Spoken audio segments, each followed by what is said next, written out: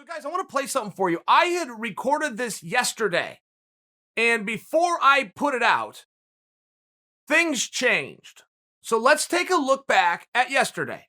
I was talking to Ariel earlier, and Ariel had sent out a tweet, and it was an article and the whole story, but to summarize it for you real fast, Michael Chandler looks like he's going to the UFC, but moreover, is being talked to about fighting Tony Ferguson. And that is very interesting. I mean, when you start at the very beginning, okay, it's not just who's Tony going to fight. We know Tony's going to fight, but who's the opponent going to be? And it's not going to be Poirier. Who's it going to be? Okay. You also have another story of if Chandler is coming to the UFC, what do you do with him? Where does he go? You've got a bit of a hot hand there with Chandler, if played correctly. If I was to go back and make a comparison, would be when Justin Gaethje came over from World Series of Fighting. When he came over, he was like 15-0 and he was the champion and everything was going his way. But what do you do with him? There's always going to be the question, well, sure, but can a guy like that compete with guys like these, right? I mean, it's a day-old question that will just simply never go away. And you saw what they did do with him. They bring him with Michael Johnson. It's like this amazing performance. There was hand gestures involved. Boom, he fast tracks, goes right on to the Ultimate Fighter, which is the biggest vehicle in the sport for exposure. And this happened to a guy who they didn't even know if they were going to sign him, and what do we do with him? I only bring that up because that would solve a lot of problems, wouldn't it? But there's a couple of problems here. Who's going to fight Tony Ferguson? Okay. Tony wants to know, but they're fighting for all of us. It's a spectator sport in that order. So the spectators want to know. And then what do you do with this hot hand called Michael Chandler? There really seems to me that there's no way to go wrong if you're Chandler. A lot of guys debut doesn't go perfectly. In all fairness, I mean, that's just history. Gaethje would be one of those exceptions.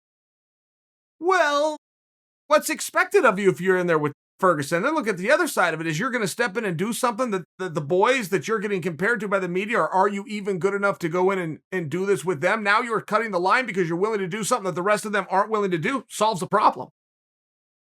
Then imagine if you're Chandler and he goes over and gets over on Tony. I mean, there's a lot of moving parts there, but I find it very interesting. And I find it interesting for a point that I've yet to make. Where I am personally intrigued by this is I just would personally like to know Tony Ferguson's response. Imagine if you're in Tony's shoes. If you're in Chandler's shoes, it's what you want to do anyway. And now you get to do it in a main event and you get to do it with the top guy. Great. Problem solved for you. If you're the organization and you got this hot hand, but it's got to be played the correct way. Problem solved. But imagine if you're in Tony's shoes. You're fighting for world championships. You're fighting for interim championships. You're fighting the absolute top guys at all time. And now you get presented with a new guy. And I know what you're thinking. You're thinking, well, Chael, that's not fair. How do you call Chandler new? He's got all sorts of experience. I side with you. I'm talking about trying to guess what Tony's take would be. Would Tony's take be, this guy's not in the top 10. And I know what you're thinking. You're thinking the counter to that argument, which is, well, that's because he hasn't signed yet. As soon as he signs and has a match, he's of course going to be in the top 10. I'm talking right now.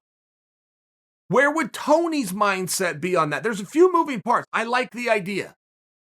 I think that we could narrow it down to Chandler, to Hooker. We heard Paul Felder's name used. I think you're probably really getting to a much smaller pool right now. But it still takes three people to agree. I've never heard of Tony Ferguson not wanting to do a match. I'm not suggesting for you he does. I'm suggesting and sharing with you. I am curious what he would say, but also what he would think, how he would feel about that. Stay tuned. Okay, we got a couple of answers here. We're left with one question, but we also have a lesson. What a difference a day makes, and what a valuable thing to say yes. Now, I got to tell you, to watch how the UFC played the hand of Michael Chandler, that is a very hot hand, but it has to be played correctly. It has to. And to bring him in on a low level, particularly if you went back and saw when this was just most recently done, which was Justin Gaethje coming over from the World Series of Fighting, there's a way this has to be handled. Right? It's a big spot, it's going to be a big fight, and he's either going to sink or swim. And the question gets answered either way. How can a champion from this promotion do over in this promotion? And sometimes the answer is great and sometimes it's not. And the same thing happened a number of years ago with Hector Lombard. It's happened with other guys. I'm just offering you an example that when you have a hot hand, you must play it, and you must also take the risk. Play it as hard and as high as you can.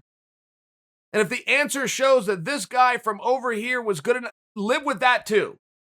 You're not out here to preserve and protect an ideology, but you have to play the hand correctly. So to watch what has happened with Chandler was the perfect booking. Now, Chandler is going to be put in the batter's box, meaning he's going to be on hold. He's going to go through the licensing. He's going to go through the travel. He's going to go through the quarantine. He's going to make the weight. And maybe he's going to have a match and maybe he isn't. But you have to understand this because the big question, as you saw from the video that I just played for you, is who's going to fight Tony? And my question was, how is Tony going to respond to this? Tony would have a right to say a number of things and be well within his lane. Tony's not holding anything up. The title wasn't on the line. It wasn't a main event. We still don't know what Tony said, but it appears as though Chandler is going there just to be in the batter's box. Well, that's relevant, and make sure you understand why.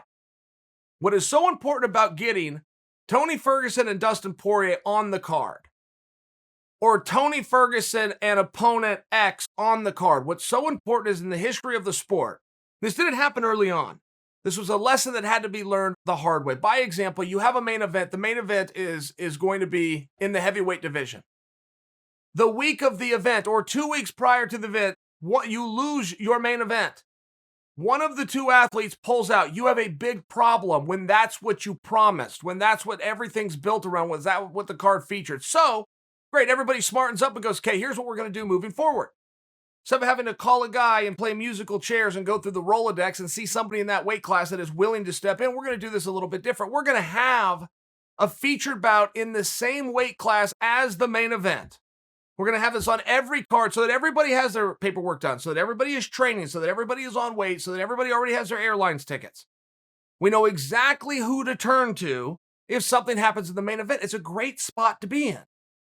But the reason I am laying that out for you guys, and possibly condescending, stating something that is well obvious right now, but that was really what the importance of having Tony and fighter X was. That you had two guys within the division that can step in on any point and go into the main event to make sure you preserve the main event and you preserve, moreover, the championship. So the fact that it looks as though Tony may not be participating in this, I'm a little bit ahead in making that statement. There could still be some news to come. It looks as though maybe Tony isn't going to be participating. When you put Chandler in the batter's box, you still preserve the point in the first place. I love the batter box concept. Other fighters have loved it. Somebody stepped forward at one point, and I want to say it might have been Conor McGregor. Somebody stepped forward at one point and said, I'm not doing that. I'm not a backup fighter. I'm not doing that. Aside from that, it really is a little bit of an honor. In many ways, Michael Chandler was just declared the #1 contender. In many ways. How else are we to interpret the batter's box? How else are we to interpret the guy that's walking in next, the guy that's willing to walk in just in case? Unless I can rightfully say that he has now been identified as the #1 contender, I don't know what in the hell else we're calling him. I don't know what else we are calling him. I can remember the night Tyron Woodley was getting ready to fight Darren Till, and Usman was begging for, hey, put me in that spot. If anything should happen, put me in. I only offer you that as an example because Usman is now the champion of the world, but in many ways, Usman identified himself as the #1 contender by being willing to do that. So I like the spot. I like the play. I think it's very interesting. Good for Chandler. What's the worst that comes from it for Chandler? Right? I think in a worst case scenario, Michael Chandler just got identified as next.